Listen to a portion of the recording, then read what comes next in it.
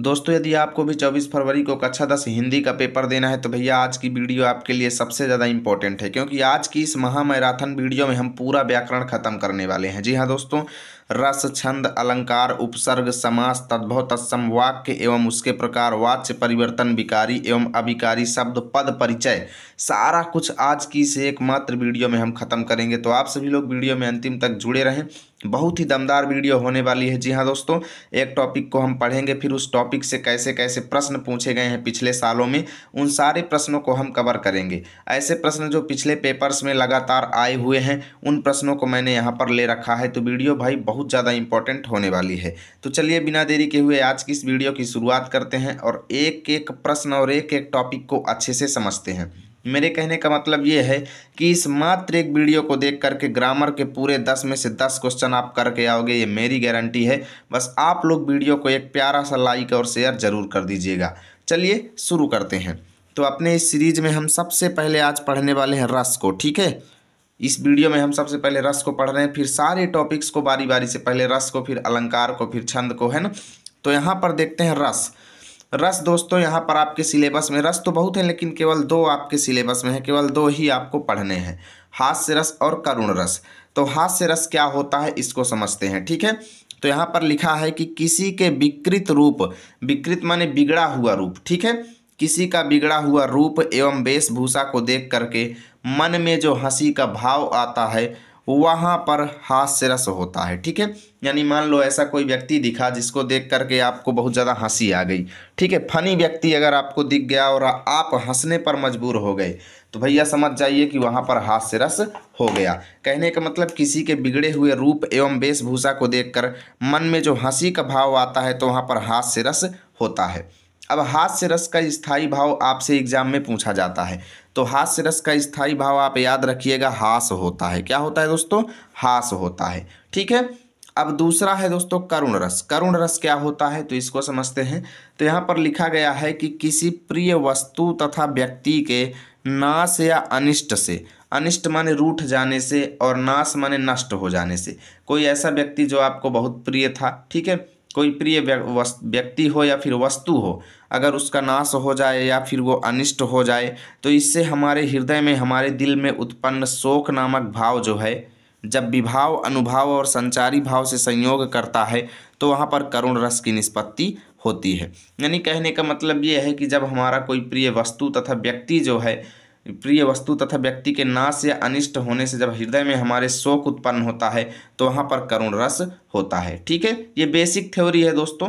और करुण रस का स्थायी भाव भी आपसे पूछा जाता है। तो करुण रस का स्थायी भाव क्या होता है? शोक होता है, याद रखिएगा। ठीक है, चलिए अब इसके क्वेश्चंस को देखेंगे कि हास्य रस और करुण रस से कैसे कैसे प्रश्न प्रीवियस ईयर्स में पूछे गए हैं। ये सबसे ज़्यादा इंपॉर्टेंट पोर्शन है दोस्तों, इसलिए वीडियो को अंतिम तक देखिएगा।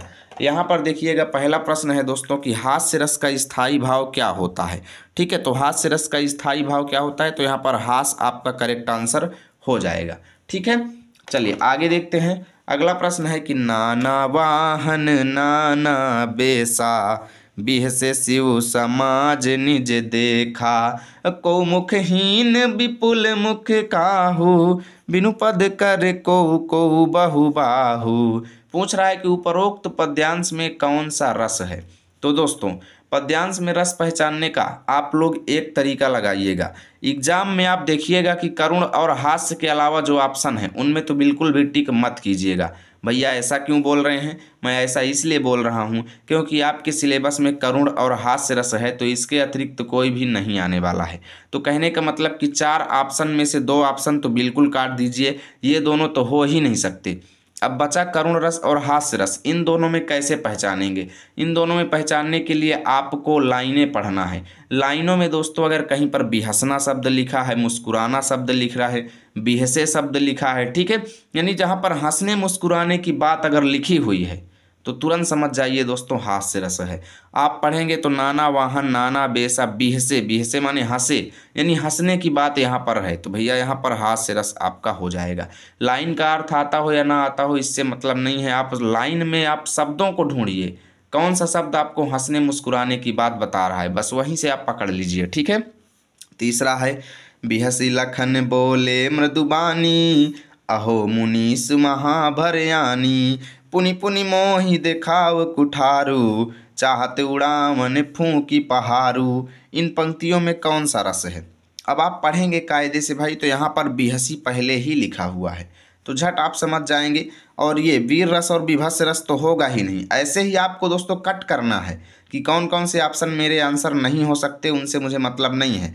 आपके सिलेबस में जो चीज़ है केवल उसी से ये प्रश्न आएगा दोस्तों। ये बोर्ड पेपर है, कोई फालतू का पेपर नहीं है कि जहाँ से नहीं वहाँ से प्रश्न आपके पेपर में आ जाएगा, इससे नहीं होता। जो आपके सिलेबस में है केवल वहीं से प्रश्न आएगा, ठीक है। तो यहाँ पर आपका हास्य रस हो जाएगा। अगला है दोस्तों, मैं ऐसा महावीर हूँ, पापड़ को तोड़ सकता हूँ, अगर आ जाए गुस्सा तो कागज को भी मोड़ सकता हूँ। अब आप इसको पढ़ेंगे तो यार बात आएगी भैया इसमें कौन सा रस है, ठीक है। ना तो इसमें हंसना शब्द लिखा है, ना तो कहीं पर भी। आप इसको कायदे से पढ़िए तो जरा, ये तो खुद आपको हंसा रहा है। लिखा है कि मैं ऐसा महावीर हूँ, मैं इतना बड़ा वीर हूँ कि मैं पापड़ को तोड़ डालता हूँ। बताओ, इतना बड़ा बहादुर हूँ कि मैं पापड़ को तोड़ सकता हूँ, और अगर आ जाए मेरे गुस्सा तो मैं कागज़ को मोड़ सकता हूँ। यानी हंसने वाली बात है, तो यहाँ पर भी हास्य रस आपका हो जाएगा, ठीक है। पांचवा है, करुण रस का स्थायी भाव क्या होता है? तो शोक होता है। हंसी हंसी भांजे देखी दूल्हा दिगंबर को, पाहुन जे आवे हिमाचल के उछाह में। पंक्ति में रस कौन सा है? तो ये मिल गया, हंसी हंसी हंसी हंसी। तो बस भैया हास्य रस हो गया, ठीक है। अगला है, शोक बिकल रो वही सब रानी, रूपशील बल तेज बखानी, करही बिलाप अनेक प्रकारा, परही भूमि तल बारही बारा। पूछ रहा है पंक्तियों में कौन सा रस है? तो भाई पहले ही शोक आपको मिल गया। एक चीज़ मैं बता दूं, करुण रस को पहचानने का तरीका ये है जहाँ पर रोने धोने, शोक, कष्ट इत्यादि आपको दिखाई दे जाए, विकल शब्द आपको दिख जाए, व्याकुल शब्द आपको दिख जाए, तो तुरंत समझ जाना भैया वहाँ पर करुण रस है, ठीक है। तो करुण रस इसका करेक्ट आंसर हो जाएगा। अब देखते हैं आठवां प्रश्न है कि शीश पर गंगा हंसे भुजनि भुजंगा हंसे, हास ही को दंगा भयो नंगा के विवाह में। पद्यांश में कौन सा रस है? बस हंसे हंसे मिल गया तो हम हास्य रस लगा देंगे। पुनि पुनि मुनि उकसही अकुलाही, देख ही दशा हर गन मुस्काही। ये मिल गया मुस्काही शब्द, तो झट हमारा हास्य रस हो जाएगा, ठीक है। बत रस लालच लाल की, मुरली धरी लुकाए, सौह करें भौहनी हंसे, दैनिक कहीं नट जाए। पंक्ति में रस कौन सा है? तो ये हंसे शब्द मिल गया, ठीक है। सौह करें भौहनी हंसे मिल गया हंसे शब्द, तो हास्य रस लगा देंगे भैया। देखिएगा हमारी ट्रिक बराबर काम कर रही है भाई। वीडियो को लाइक करते जाना, ऐसे ही पूरा ग्रामर पढ़ा दूंगा, आपको पता भी नहीं चलेगा कि आपको ग्रामर आने लगा है, ठीक है। ध्यान से देखते जाइए बस। जथा पंख बिनु खग अति दीना, मनि बिनु फन करी बर करहीना, अस मम जीवन बंधु बिनु तोही, ज्यों जड़ देव जिया वही मोही। पंक्ति में रस कौन सा है, ठीक है। तो आप इसको जरा सा भी पढ़ेंगे तो थोड़ा इसमें कष्ट का अनुभव होता है कि जथा पंख बिन खग अति दीना, दीनहीन अवस्था, गरीबी अवस्था का वर्णन हो रहा है, दीनहीन अवस्था का वर्णन हो रहा है। हीना, हीना माने हीन अवस्था, दीन अवस्था का वर्णन हो रहा है। तो भैया यहाँ पर आप तुरंत करुण रस लगा देंगे, ठीक है। अब यहाँ पर रस के कितने अंग है? ये तो क्वेश्चन यहाँ पर गलत हो गया, देख सकते हो ऑप्शन भी इसके गलत हैं, तो इसको छोड़ दीजिए। 13वां प्रश्न है कि हे खग मृग हे मधुकर श्रेणी, तुम देखी सीता मृग नैनी। पंक्ति में कौन सा रस है, ठीक है। तो आप पढ़ेंगे तो भाई वीर विभत्स तो बिल्कुल काट दीजिए। अब यहाँ पर आप देखते हैं कि भाई हंसने मुस्कुराने की तो कोई चर्चा है ही नहीं, तो निश्चित है ये करुण रस का होगा। ऐसे भी आप समझ सकते हैं, अगर हंसने मुस्कुराने की चर्चा ना मिले तो आप करुण रस में लगा दीजिए। अगला है, राम राम कही राम कही राम राम कही राम, तनु परिहरि रघुबर बिरह राउ गयौ सुरधाम। इन पंक्तियों में कौन सा रस है? आप भी देखते हैं भाई हंसने मुस्कुराने का कहीं पर भी जिक्र नहीं है, तो करुण रस आपका हो जाएगा। इन दोनों को सीधा आप काट देंगे, ठीक है। मणि खोए भुजंग सी जननी, फंसा पटक रही थी शीस, अंधी आज बना कर मुझको क्या किया न्याय तुमने जगदीश। ध्यान दीजिएगा दोस्तों, ये ऐसे प्रश्न हैं जो प्रीवियस ईयर में लगातार आए हुए हैं। कहीं से भी ये फालतू के क्वेश्चन नहीं उठाए गए हैं दोस्तों। आपके लिए मेहनत किया गया है, 7-7 सेट 10-10 सेट का एनालिसिस किया गया है, तभी ये प्रश्नों को निकाला गया है। तो इन प्रश्नों से आपकी प्रैक्टिस हो रही है और यही प्रश्न फिर इस बार पेपर में आने वाले हैं। तो टेंशन मत लीजिए, ध्यान से वीडियो को देख लीजिए, ठीक है। मणि खोए भुजंग सी जननी, फन सा पटक रही थी शीस, अंधी आज बनाकर मुझको क्या किया न्याय तुमने जगदीश। यानी यहाँ पर एक माता है जो क्या कर रही है, अपने शीश को पटक रही है, अपने सिर को पटक रही है। यानी जरूर यहाँ पर भी करुण रस होने वाला है, क्योंकि यहाँ पर भी हंसी मजाक वाली कोई बात नहीं है। बिंद के बासी उदासी, तपोव्रत धारी, महाबिनु नारी दुखारे, गौतम तीय तरी तुलसी, सो कथा सुन भे मुनि वृंद सुखारे। ठीक है, यहाँ पर आप कायदे से देखेंगे तो पंक्तियों में कौन सा रस है। ठीक है, तपोव्रत नारी, महाबिनु नारी दुखारे, यानी बिना नारी के दुखी हैं भाई। तपोव्रतधारी जो हैं वो बिनु नारी के दुखी हैं, यानी हंसने वाली बात है भाई।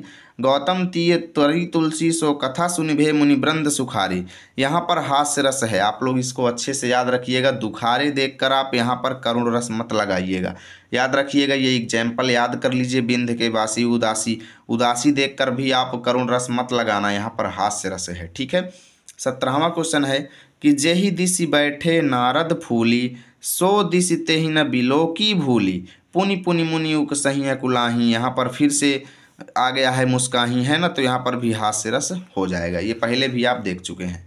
चलिए, रस हमने पढ़ लिया है, ठीक है। अब रस के बाद अगला टॉपिक है हमारा अलंकार। अलंकार को पढ़ेंगे, फिर छंद को पढ़ेंगे, सारे टॉपिक्स हम पढ़ेंगे, बस ध्यान से आप लोग अंतिम तक जुड़े रहें।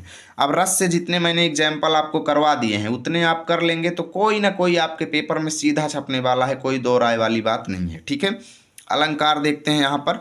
तो आपके सिलेबस में 3 अलंकार हैं, उपमा, रूपक और उत्प्रेक्षा। तीनों को समझेंगे, ठीक है। तो उपमा का मतलब होता है तुलना। उपमा का सीधा मतलब आप तुलना से लगाइए, यानी जहाँ पर किन्हीं 2 वस्तुओं की तुलना की जाए तो समझ जाना वहाँ पर उपमा अलंकार होगा। तो इसको लिखेंगे कि जहाँ किसी एक वस्तु की दूसरे वस्तु के साथ तुलना की जाती है वहाँ पर उपमा अलंकार होता है। और जिस वस्तु की तुलना होती है उसे उपमेय कहते हैं।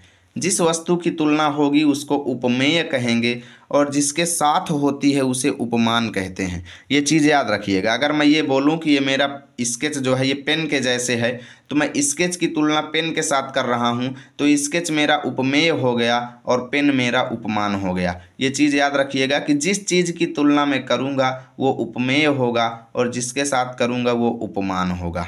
ठीक है, बस उपमेय उपमान आपको पता होना चाहिए।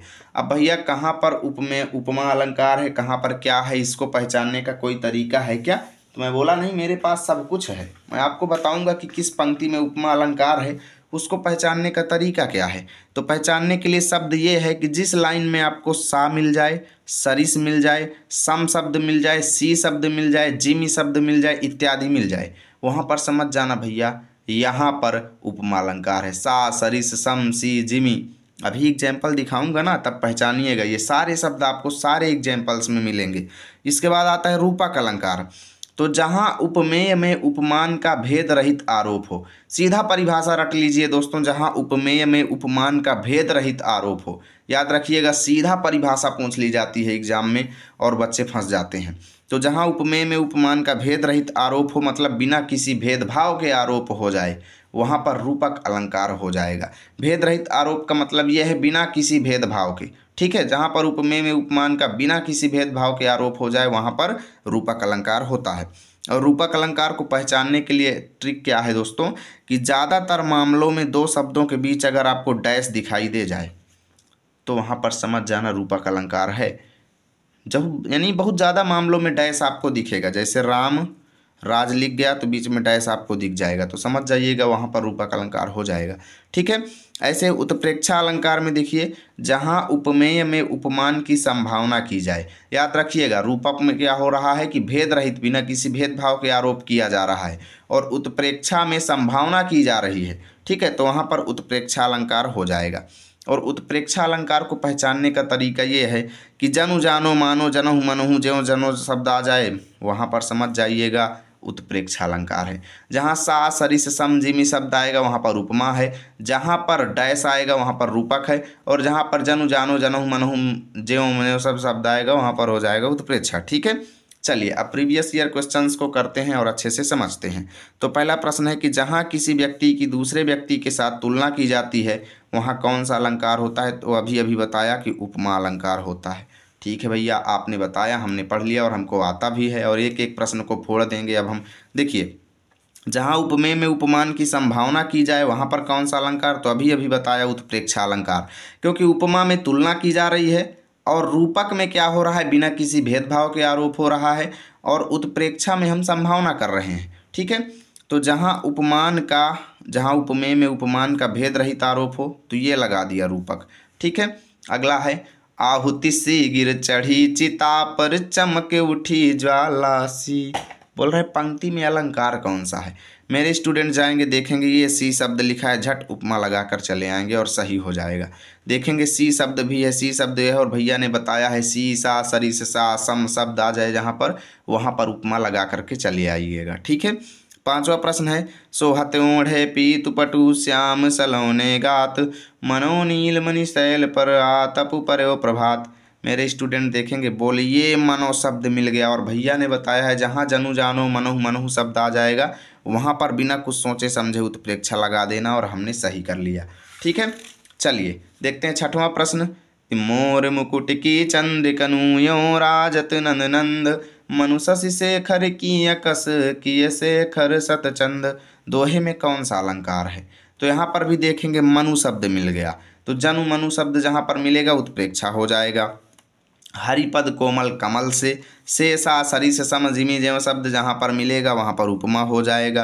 तम के तागे से जो हिलडुल से शब्द मिल गया। चलती लघुपद पल पल मिलजुल, तो से मिल गया तो भैया यहाँ पर भी उपमा हो जाएगा। चरण कमल बंदो हरिराई, पंक्ति में कौन सा अलंकार है? तो ये चीज़ याद रखिएगा दोस्तों, यहाँ पर रूपक अलंकार है। चरण कमल में यानी कि यहाँ पर बिना किसी भेदभाव के आरोप किया जा रहा है, तो रूपक अलंकार हो जाएगा। ये लाइन तो एकदम याद कर लो दोस्तों, कई बार ये पूछी जा चुकी है। ठीक है, वह हाथी दल पर टूट पड़ा मानो उस पर पभी छूट पड़ा। पंक्ति में कौन सा अलंकार है? मानो शब्द आ गया भैया, तो उत्प्रेक्षा छोड़ कौन सा होगा? माया दीपक नर पतंग भ्रमी भ्रमी इवें पड़ंत। पंक्ति में अलंकार कौन सा है? ये मिल गया डैश, और भैया ने बताया है जहाँ डैश मिल जाए वहाँ पर आप लोग तुरंत लगा करके चले आइएगा। कौन सा? मैं अभी आपको बताया था, जहाँ पर डैश मिलेगा वहाँ पर आप रूपक लगा करके आएंगे। ठीक है, अगला है बिगसी मनो मंजुल कंज कली। पंक्ति में अलंकार कौन सा है? मनो शब्द दूर से ही पुकार रहा है कि उत्प्रेक्षा यहाँ पर है। ठीक है, चलिए अब देखते हैं दोस्तों 13वां प्रश्न कि हरिमुख मनहु मयंक में अलंकार कौन सा है? ये मनहु शब्द मिल गया। ठीक है, मनहु शब्द मिलते ही उत्प्रेक्षा आप लोग करके चले आएंगे। अब बोला गया है उपमा अलंकार के कितने अंग होते हैं? तो उपमा अलंकार के 3 अंग होते हैं, ये बात याद रखिएगा। ठीक है, एक आपको याद करने वाली पॉइंट है। अगला है चरण कमल बंदो हरिराई। पंक्ति में अलंकार कौन सा है? तो रूपक अभी बताया हूँ। यहीं कहीं पर बिखर गई वह भग्न विजय माला सी। तो बस सी शब्द मिल गया तो हमारे स्टूडेंट तुरंत उपमा लगा करके चले आएंगे। तो भैया यहाँ से मैंने जितने भी इंपॉर्टेंट क्वेश्चन थे उसको भी कंप्लीट कर दिया अलंकार से रिलेटेड, और इसी में से कोई ना कोई प्रश्न आपके पेपर में आपको दिख जाएगा और आप अच्छे से पूरा कर पाएंगे। दोस्तों ये हमारा एक्सपीरियंस है, प्रतिवर्ष हम पढ़ाते हैं, हमको पूरा अनुभव है कि कैसे कैसे प्रश्न पूछे जाते हैं और कैसे कैसे प्रश्न आ रहे हैं लगातार।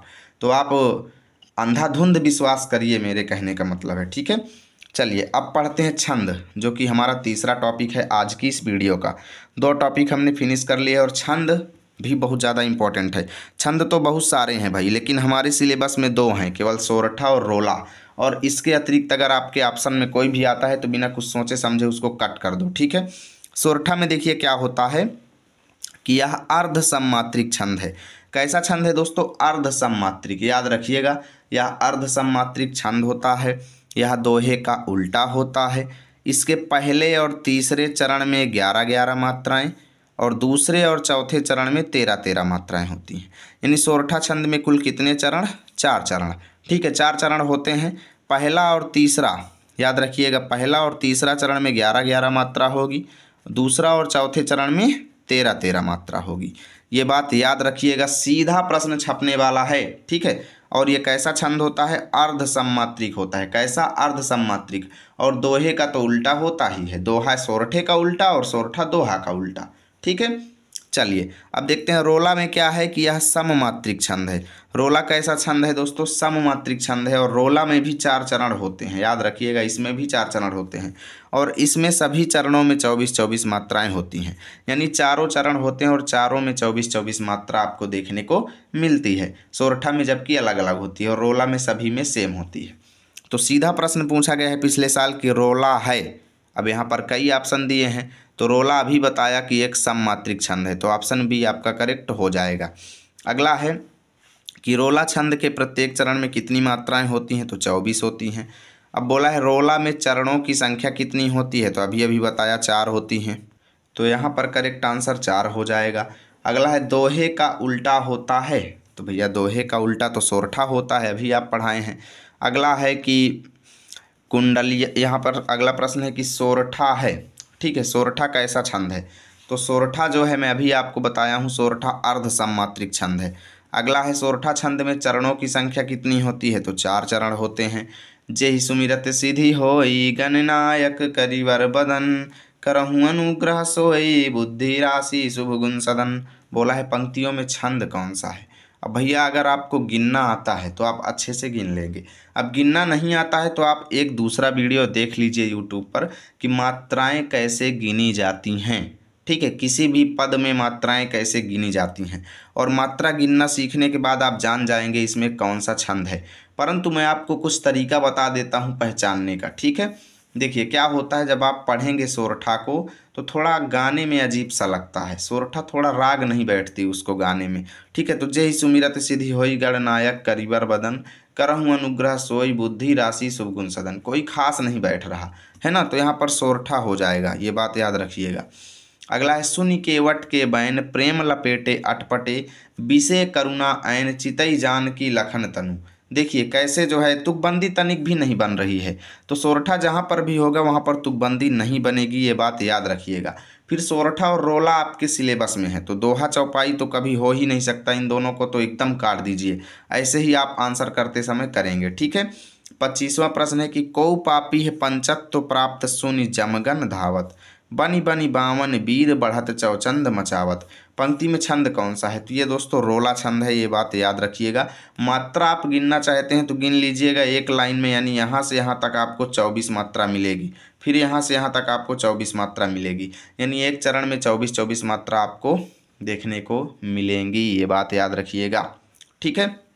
26वां प्रश्न है जिनके आगे ठहर सके ना सके जंगी ना जहाजी, हैं ये वही प्रसिद्ध छत्रपति भूप शिवाजी। तो पंक्तियों में रस ये कौन सा छंद है? तो ये बात याद रखिएगा, इसमें भी रोला छंद है। आपको मात्रा गिनना है तो आप भी गिन सकते हैं, तो यहाँ पर आपका करेक्ट आंसर हो जाएगा रोला, ठीक है। चलिए देखते हैं 27वां प्रश्न कि सुनत सुमंगल बैन, मन प्रमोद तन पुलक भर, शरद सरोरुह नयन तुलसी भरे स्नेह जल। ये भी बिल्कुल राग नहीं बैठ रही है, तो यहाँ पर भी सोरठा हो जाएगा। अगला है लिख कर लोहित लेख, डूब गया है दिन आहा, व्योम सिंधु सखी देख, तारक बुदबुद दे रहा। ये भी मेरे हिसाब से सोरठा ही होगा, ठीक है। आप लोग गिनना चाहें तो गिन सकते हैं। चलिए अब हमारा छंद वाला पोर्शन भी खत्म हो चुका है। अब देखते हैं उपसर्ग, और उपसर्ग को अच्छे से समझते हैं। फ्री का 1 नंबर आपको यहाँ से मिलेगा, एकदम मुफ्त का खाना आप लोगों को मिलता रहेगा, ठीक है। चलिए अब देखते हैं यहाँ पर उपसर्ग अच्छे से समझते हैं। तो यहाँ पर उपसर्ग होता क्या है इसको पहले समझते हैं, फिर इसके क्वेश्चंस को करना सीखेंगे। तो यहाँ पर लिखा गया है कि वे वर्ण या वर्ण समूह, वर्ण माने होता है अक्षर, क्या होता है? अक्षर। तो यहाँ पे लिखा गया है कि वे अक्षर या फिर अक्षरों का समूह, वे अक्षर या फिर अक्षरों का समूह जो किसी शब्द के आगे जुड़ करके उसके अर्थ में विशेषता उत्पन्न कर देते हैं, जो किसी शब्द के आगे जुड़ जाते हैं और झट उसका अर्थ बदल देते हैं, उसके अर्थ में विशेषता उत्पन्न कर देते हैं, क्वालिफिकेशन उत्पन्न कर देते हैं, उनको हम क्या कहते हैं? उपसर्ग कहते हैं। कुछ महत्वपूर्ण उपसर्ग एवं उनसे बनने वाले शब्द नीचे दिए गए हैं। जैसे मान लो एक उपसर्ग अति है, ठीक है, पहले शब्द था क्रम, लेकिन उसके आगे अतिक्रम, अति जुड़ गया तो बन गया अतिक्रम, यानी उसमें एक अलग विशेषता उत्पन्न हो गई। तो तो ये विशेषता किसकी वजह से उत्पन्न हुई? उपसर्ग की वजह से। बहुत सारे उपसर्ग हैं जो आपको दिख रहे हैं, ठीक है। तो बात आती भैया एग्जाम में इससे प्रश्न कैसे आएगा। एग्जाम में प्रश्न ऐसे आएगा कि अतिवृष्टि शब्द में कौन सा उपसर्ग है। तो आपको शुरू के 2 अक्षर देखने हैं, अति आप लगा देंगे। अतिकाल में तो अति आपको दिख रहा है, अति उत्तम में अति, अति सुंदर में अति। ऐसे ही अप में पूछा जाएगा अपकार में कौन सा है, तो अप लगाना। अपमान में भी अप है, अपवाद में भी, अपराध में भी और अपशब्द में भी। मुझे नहीं लगता कोई इसको नहीं समझ पाएगा, सबको समझ में आ जाएगा। बोला जाएगा अनुराग में कौन सा उपसर्ग है, तो अनु लगाइएगा। अनुपस्थित में भी अनु, अनुरूप में भी अनु, अनुकरण में भी अनु, अनुक्रम में भी अनु, अनुशासन में भी अनु, अनुचर में भी अनु, अनुभूति में भी अनु। इस तरीके से मैं मानता हूँ कि आप सारे उपसर्ग आसानी से पढ़ लेंगे। कोई ये बहुत बड़ी डिफ़िकल्ट चीज़ नहीं है। उपसर्ग तो मुझे पढ़ाने की कोई ज़रूरत नहीं है, आप लोग कर लेंगे। जैसे ऐसे ही प्रश्न आएगा कि अनुपस्थित शब्द में उपसर्ग कौन सा है, तो आप तुरंत अनु लगा देंगे, ठीक है। अब यहाँ पर जैसे प्र से देखिए प्रबल, प्रचंड, प्रमुख, प्रहार, प्रस्थान, प्रधान, प्रजापति, प्रमाण। यानी ऐसे ही आपको शुरू के अक्षर देखने हैं। सुपथ, सुजान, सुकर्म, सुपुत्र, सुलभ, सुगम, सुकवि, सुयोग्य, सुमार्ग, सुडौल, सुपुत्र।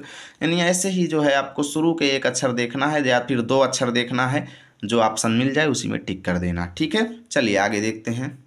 अब जैसे यहाँ पर देखें तो अपमानित शब्द में उपसर्ग कौन सा है, तो आप लगा देंगे।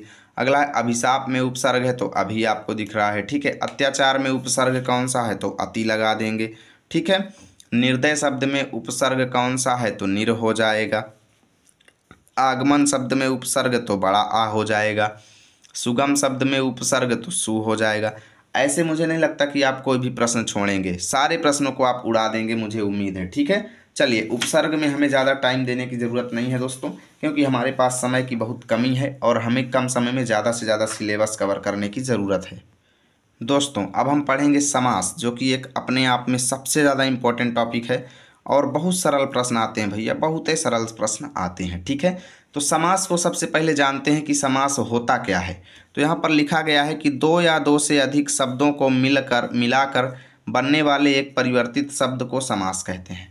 यानी कि जैसे मान लो माता और पिता है और उसको मैंने लिख दिया माता पिता, तो इसका मतलब ये है कि माता और पिता में मैंने समास कर दिया और लिख दिया माता पिता। समास का मतलब ही होता है दोस्तों संक्षिप्त करना, किसी चीज़ को छोटे में करके लिखना, ठीक है, छोट करके लिखना किसी चीज़ को। जैसे यहाँ पर खरा और खोटा को मैंने खरा खोटा लिख दिया, तो इसका मतलब मैंने समास कर दिया। रात और दिन को मैंने रात दिन लिख दिया, मैंने समास कर दिया, है ना। तो समास का मतलब ही होता है कि 2 या 2 से अधिक शब्दों को मिलाएं और एक छोटा शब्द बनाएं, वहाँ पर समास होता है, ठीक है। अब समास आपके सिलेबस में 3-4 हैं। तो सबसे पहले आता है द्वंद्व समास।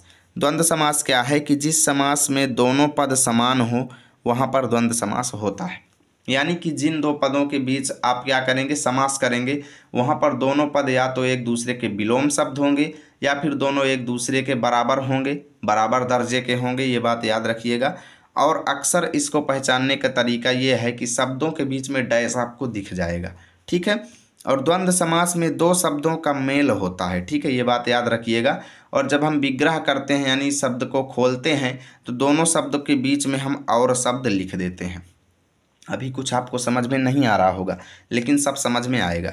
जैसे प्रश्न कैसे बोलेगा कि माता पिता में कौन सा समास है, तो आप देखना कि भाई दोनों एक दूसरे के विलोम भी लग रहे हैं और बीच में डैश भी है। यानी आप यहाँ पर कह देंगे भैया यहाँ पर द्वंद्व समास है। और बोलेगा कि माता पिता का विग्रह लिखो, तो बीच में और लगा दो, हो गया माता और पिता, आपका आंसर। ऐसे ही बोलेगा खरा खोटा में कौन सा समास है, तो देखना एक दूसरे के उल्टे लग रहे हैं और बीच में डैश भी है, तो विग्रह करना खरा और खोटा और द्वंद्व समास लगा देना। ऐसे ही रात दिन में भी द्वंद्व समास है, रात और दिन। पाप पुण्य में भी पाप और पुण्य में द्वंद्व समास है। देश विदेश में भी देश और विदेश, इसमें भी द्वंद्व समास है, ठीक है। तो द्वंद्व समास मैं जानता हूँ आप पहचान लेंगे, दोनों शब्द एक दूसरे के उल्टा आपको दिखेंगे और बीच में और लगा देना, विग्रह कंप्लीट हो जाएगा। विग्रह का मतलब क्या है? विग्रह का मतलब है दोस्तों किसी पद को खोल करके लिखना। जैसे माता पिता को खोल करके हमने माता और पिता लिख दिया, तो इसका मतलब माता पिता का मैंने विग्रह कर दिया, ठीक है। अब आता है भैया द्विगु समास। सबसे सरल समास है दोस्तों, जिस समास में पहला पद आपको एक संख्यावाची मिल जाए, यानी नंबर मिल जाए, कोई संख्या मिल जाए। याद रखिएगा, जिस शब्द में आपको पहला पद आपको एक संख्या दिख जाए, तुरंत समझ जाना वहाँ पर द्विगु समास है। और विग्रह करते समय हम इसको समूह या समाहार शब्द जोड़ते हैं, उदाहरण से समझते हैं, ठीक है। जैसे प्रश्न बोल दिया कि दशानन में कौन सा समास है, तो आप देखते हैं कि शुरू में ही 10 लिखा हुआ है। एक 10 एक क्या है, संख्या है। 10 क्या है, एक संख्या है, तो तुरंत समझ जाना द्विगु समास है। और जब विग्रह करने के लिए बोला जाए तो 10 आनन यानी 10 सिर, तो लिखेंगे 10 सिरों का समाहार, या फिर कह लो 10 सिरों का समूह, या तो समूह लिख दो या फिर समाहार लिख दो। ऐसे ही अगला प्रश्न है नवरत्न, तो आप देखेंगे कि नव शुरू में ही एक नंबर मिल गया तो द्वंद्व द्विगु समास हो जाएगा। और विग्रह करेंगे तो लिखेंगे नवरत्नों का समाहार। क्या लिखेंगे दोस्तों, नवरत्नों का समाहार। ऐसे ही 12 मासा, इसमें भी द्विगु। चौराहा 4 राहों का समूह, इसमें भी द्विगु। त्रिवेणी 3 बेड़ियों का समूह, इसमें भी द्विगु। तिरंगा 3 रंगों का समूह, इसमें भी द्विगु। सप्त सिंधु 7 सिंधुओं का समूह, इसमें भी द्विगु। अब मुझे नहीं लगता कि आपको पहचानने में कोई दिक्कत होगी, कोई दिक्कत नहीं होनी चाहिए। ये और भी एग्जाम्पल हैं, आप वीडियो को रोक करके देख सकते हैं। ठीक है, चलिए अब देखते हैं कुछ कर्मधारय समास के उदाहरण। कर्मधारय समास में क्या होता है दोस्तों कि पहला पद विशेषण और दूसरा पद विशेष से होता है। अब विशेषण क्या है, विशेष से क्या है, इसको भी समझेंगे। इसमें क्या होता है दोस्तों कि दो वस्तुओं के बीच क्या होता है, पहला पद जो होता है वो दूसरे पद की विशेषता बताता है। ठीक है, पहला पद विशेषता बताता है इसलिए इसको विशेषण कहते हैं, और दूसरे पद की विशेषता बताई जाती है इसलिए इसको विशेष से कहते हैं।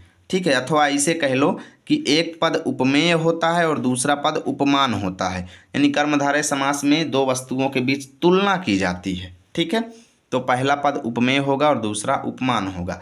यहाँ पर एग्जाम्पल देखते हैं, जैसे नीलमणि में बोल दिया जाए कौन सा समास है, तो आप देखेंगे कि नील शब्द बता रहा है कि नीली है मणि। कैसी मणि है, नीली मणि है, यानी पहला पद दूसरे पद की विशेषता बता रहा है, तो यहाँ पर कर्मधारय हो जाएगा। ऐसे ही नील कमल में नीला है कमल, इसमें भी कर्मधारय। पीताम्बर माने पीला है वस्त्र, इसमें भी कर्मधारय। श्वेत कमल माने सफ़ेद कमल, इसमें भी कर्मधारय। महात्मा मतलब महान है आत्मा, इसमें भी कर्मधारय। तो कहने का मतलब कि आप जब इसका विग्रह करेंगे तो पता चलेगा कि पहला पद जो है वो विशेषण है। पहला पद विशेषण मतलब पहला पद दूसरे पद की विशेषता बता रहा है। ठीक है, ऐसे ही यहाँ पर देखिए चरण कमल में, यानी कमल के समान चरण, इसमें भी हम तुलना कर रहे हैं। यहाँ पर क्या कर रहे हैं, तुलना कर रहे हैं। एक पद उपमेय है तो दूसरा उपमान है, तो यहाँ पर भी कर्मधारय हो जाएगा। मुख चंद्र यानी मुख रूपी चंद्र, यानी चंद्रमा के समान मुख, तो मुख चंद्र का मतलब क्या है कि चंद्रमा के समान मुँह है, तो यहाँ पर भी क्या हो गया, कर्मधारय हो गया। कर कमल यानी कमल के समान कर हैं। नर सिंह यानी नर रूपी सिंह, तो यहाँ पर भी कर्मधारय है। ये बात याद रखिएगा।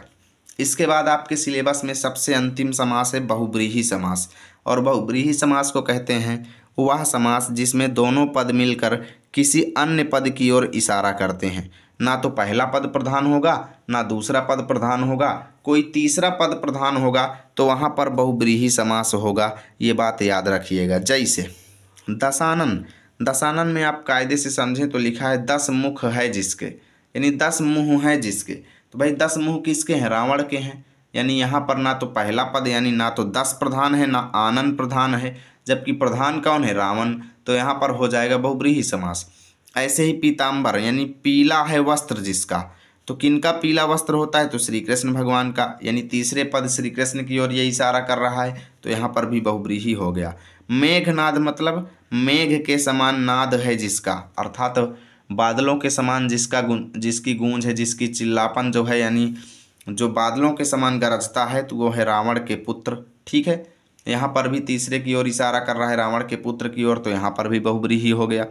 चंद्रशेखर मतलब चंद्रमा है जिसके शिखर पर, यानी चंद्रमा है जिसके चोटी पर, कौन, शिव जी, तो यहाँ पर ना तो चंद्रमा प्रधान है ना शेखर प्रधान है, प्रधान कौन है, शिव जी, तो यहाँ पर भी बहुब्रीहि हो गया। लंबोदर माने लंबा है उदर जिसका, यानी लंबी है गर्दन जिसकी, कौन, गणेश जी भगवान।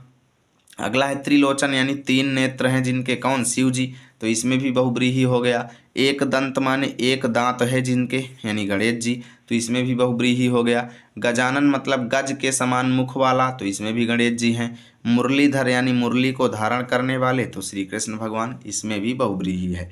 यानी ना तो पहला पद प्रधान ना दूसरा पद प्रधान, कोई तीसरा पद की ओर अगर इशारा करे तो बहुब्रीहि आप लगा देंगे। ठीक है, अब 36वां प्रश्न है कि कृष्ण सर्प में समास कौन सा है, तो कृष्ण सर्प मतलब काला है सर्प, तो यहाँ पर पहला पद दूसरे की विशेषता बता रहा है, तो कर्मधारय हो जाएगा। अगला है त्रिफला में समास है, तो द्विगु लगा देंगे क्योंकि पहला पद हमको संख्यावाची मिल चुका है। ठीक है। पंचतंत्र में भी दिगु लगा देंगे, नवरत्न में भी दिगु लगा देंगे। परमानंद शब्द में समास कौन सा है? ठीक है, परम आनंद, परम है जो आनंद, तो यहाँ पर भी आप कर्मधारय लगा देंगे। ठीक है। अगला है वचन अमृत, वचन अमृत, तो इसमें भी आपका कर्मधारय हो जाएगा। अगला है अष्टाध्यायी में समास कौन सा है? तो 8 अध्यायों वाला। अष्टाध्यायी मतलब 8 अध्यायों वाला, यानी इसमें भी आपका क्या हो जाएगा? दिगु हो जाएगा। पहला पद आपको संख्यावाची मिल रहा है। ठीक है। अब प्रधानाध्यापक में समास कौन सा है? तो प्रधान है जो अध्यापक, यानी इसमें भी आपका क्या हो जाएगा? कर्मधारय हो जाएगा प्रधानाध्यापक में भी। ठीक है। सतसई का समास विग्रह क्या होगा? तो 700 वस्तुओं का समूह, सतसई मतलब 700 वस्तुओं का समूह, तो यहाँ पर ऑप्शन सी आपका सही हो जाएगा। अगला है नील गाय शब्द में कौन सा समास है? तो नील गाय मतलब नीली है जो गाय, यानी इसमें भी कर्मधारय समास हो जाएगा। अगला है माता पिता में समास कौन सा है? तो माता और पिता, यानी द्वंद्व समास है। पंचवटी में समास कौन सा है? तो पहला पद संख्यावाची, यानी यहाँ पर द्विगु समास है। ठीक है दोस्तों, इस तरीके से आप लोग इसको करेंगे। चलिए अब देखते हैं हम लोग अपना अगला टॉपिक, तद्भव एवं तत्सम। लेकिन अभी तक कई लोग वीडियो को लाइक नहीं किए हैं, तो यार लाइक कर दो वीडियो को। ठीक है, लाइक शेयर कर दिया करें। तद्भव तत्सम को समझते हैं, हाँ लाइक शेयर कर दो। देखिए तद्भव क्या होता है? तो तद्भव वो है दोस्तों जिन शब्दों का निर्माण संस्कृत भाषा से बिगड़ कर होता है उन्हें तद्भव शब्द कहते हैं। यानी जो शब्द संस्कृत भाषा से बिगड़ कर बने हैं, जिन शब्दों का निर्माण संस्कृत भाषा से बिगड़ कर बने हैं, जैसे दुग्ध से क्या बन गया? दूध बन गया। रात्रि से रात बन गया। सर्प से सांप बन गया। वानर से बंदर बन गया। तो यानी जो शब्द संस्कृत भाषा के तो हैं लेकिन भाई बिगड़ चुके हैं, संस्कृत भाषा में वो अलग हैं और हिंदी में उनका अलग तरीके से इस्तेमाल होता है, तो उनको हम कहेंगे तद्भव। और तत्सम क्या होते हैं? ऐसे शब्द जो संस्कृत में सीधे आए हैं और अपने मूल रूप में ही हिंदी में भी प्रयुक्त होते हैं, यानी जैसे वो संस्कृत में है वैसे ही हिंदी में भी यूज होते हैं, तो ऐसे शब्दों को हम बोलते हैं तत्सम। ठीक है, ऐसे शब्दों को क्या बोलते हैं? तत्सम। यानी जो शब्द संस्कृत के ओरिजिनल थे लेकिन हिंदी में बदल दिए गए उनको बोलेंगे तद्भव, और जो संस्कृत में भी जैसे हैं वैसे हिंदी में भी हैं तो इनको बोलेंगे तत्सम। जैसे बालक शब्द हिंदी और संस्कृत में सेम है, गुरु शब्द भी सेम है, लता शब्द भी, कवि शब्द भी, भानु शब्द भी और भूमि शब्द भी, तो ये सब क्या है? तत्सम है। ठीक है। आपसे एग्जाम में ऐसे प्रश्न पूछा जाएगा कि आग का तत्सम बताइए, तो अग्नि। खंभा का तत्सम तो स्तंभ, और इसके उल्टा भी पूछ सकता है कि अग्नि का तद्भव बताइए, तो आग। स्तंभ का तद्भव तो खंभा। अच्छी का तद्भव तो आँख, या फिर आँख का तत्सम तो अच्छी। अंधकार का अंध।